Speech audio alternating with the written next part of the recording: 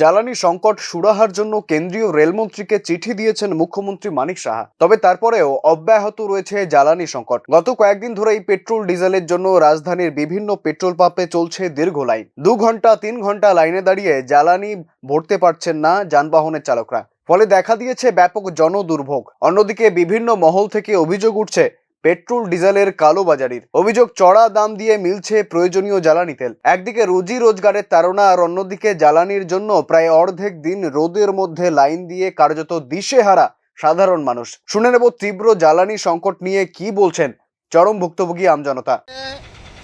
সারাদিন দাঁড়াইয়া লাস্টের দিকে এইখানে আমরা গেলাম পরে ব্যাকুইরা ওই লাল বাহাদুর গেছে আপনার লাইন বাইরে হচ্ছে পার হওয়ার পরেও দেখা গেছে আমরা লাস্ট পর্যন্ত আবার ব্যাকুইরা দাম লাগছে তেল ভাই। সারাটা দিন এইভাবে মানুষ কাহাতো কতটা এইভাবে সময় নষ্ট করবো আমাদের সময়ের, আর বা আমাদের কি একটা রুটি রোজগারের ব্যাপার আছে না, এইভাবে আমরা ডেলি এরকমভাবে লস হইতেছে। এটাই আমার মূল কথা। এটা তো এইভাবে চলতে থাকতে পারে না, এটা হলো মুদ্রা কথাই আমার।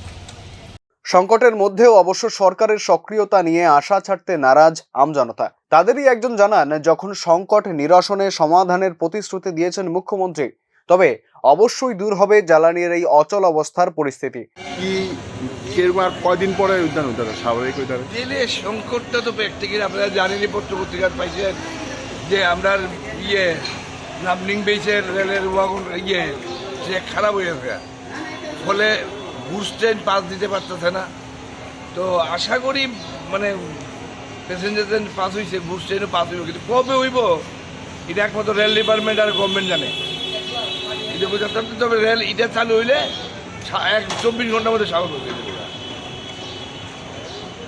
রাজ্যে জ্বালানি সংকট সহসাই যদি সমাধান না হয়, তবে তার সার্বিক প্রভাব ব্যাপকভাবে পড়বে বাজার অর্থনীতির ওপর, যার ছবি ইতিমধ্যেই ফুটে উঠেছে বিভিন্ন ক্ষেত্রে। এখন ডাবল ইঞ্জিন সরকার কতটা ডবল সক্রিয় হয়ে এই জটিল পরিস্থিতি সামাল দেয়, সেই দিকেই তাকিয়ে আছে আমজনতা। উল্লেখ করা প্রয়োজন, শুধু রাজধানীতে নয়, রাজ্যের প্রতিটি জেলাতেই চলছে পেট্রোল ডিজেল সংকট। Bureau report, news now.